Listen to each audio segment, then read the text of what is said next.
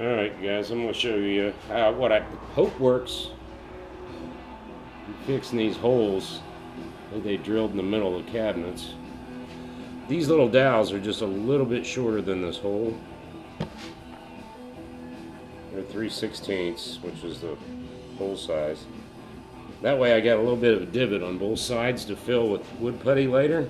Since I'm painting, should be okay with that. The other thing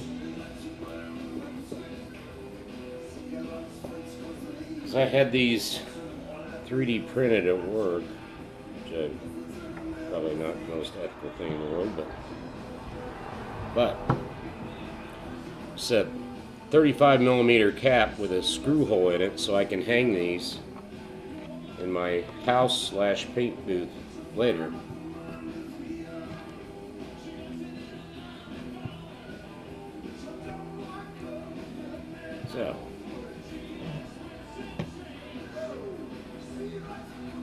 So, got that fixed.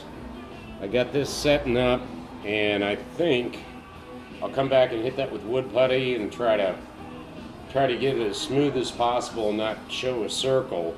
Then I think we're going to be okay. And then I'm getting closer to painting. See ya. Alright folks, I'm going to work on trying to fill these holes. And it's about a 3/16 hole, but it's not quite big enough, so I'm going to make sure it's clean. And then I'm going to just knock the top off to make sure there's no burrs sitting up here. I don't make that too big. Then I got these stencils. Actually, I was looking for the tool that they made this hole with. They had a whole bunch of different things, and I was going to make some stencils, and they had already taken it back, so it's like I grabbed a couple of these. These are painting swatches. We paint them at work for practice in studies and stuff. Anyway, so I'm going to use this stencil to make sure I get a little extra material that I hope, if it doesn't work, you're never going to see this video, but I hope I can get it to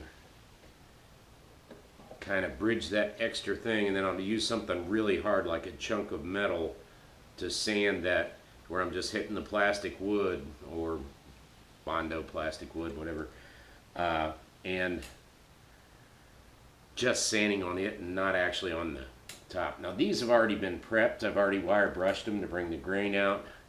Now I'm gonna fix this hole.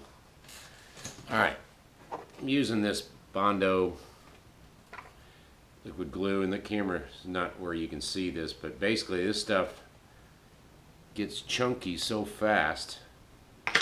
I do 1 or 2 of these at a time, and I grab some out of here and I dab it on a little swatch, and then when I'm done I get rid of all that stuff and do it again, so just to keep the work area nice and clean. If you're messing with goo, which that's what this is, I always put the lid back on this stuff too, because it's, when you get the lid off, it's hardening. And it's probably going to get, oh, you know what? Forgot to put the dowel in there. I made these dowels a little bit shorter than the thickness of this hole, or of this, yeah, the hole. So, take this, and I'm not putting glue in here because it's so close. I gotta take a hammer to knock it down. I think it's going to be alright.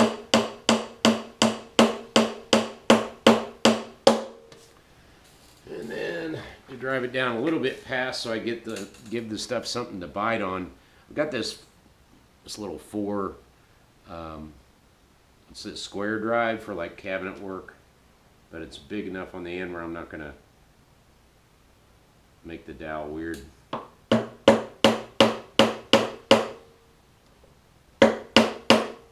Try to give it about 1/8.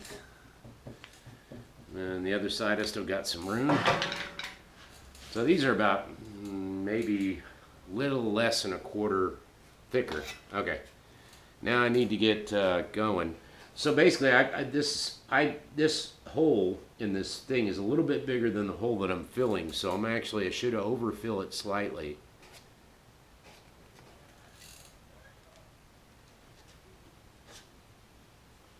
Make sure I push it down in there.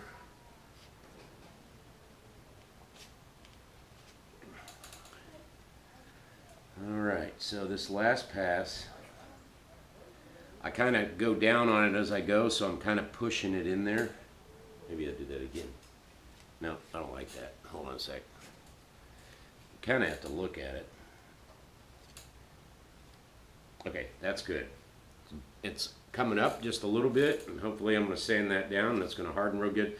I've tried this before and not had good luck, but I think I got too impatient waiting for it to dry, and then it didn't work right. Okay, so now I peel this metal back up, do that, and I didn't touch it. So it's kind of like, that's how you make circuit boards actually. Screen print solder paste on there, pretty much the same way.